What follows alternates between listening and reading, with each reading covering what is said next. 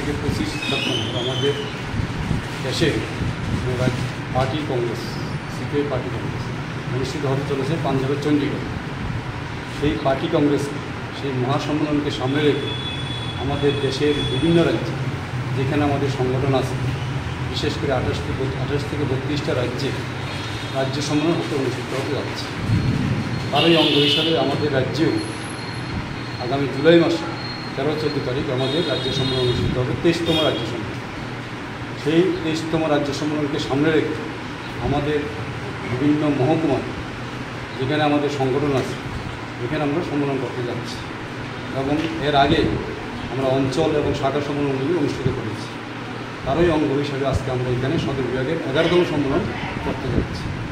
এই সম্মেলন থেকে আমরা আগামী 3 বছর আমাদের কর্মসূচি গ্রহণ করব এবং আমাদের 3 বছর আমাদের পার্টি সদর কীভাবে চলবে তার নীতি নির্ধারণ করা হবে এবং একটা ছোটোখাটো আমাদের পরিষদ, বিভাগীয় পরিষদ গঠন করা হবে এবং এই বিভাগীয় পরিষদ থেকে একজনকে দায়িত্ব দেওয়া হবে বিভাগ পরিচালনা করার জন্য।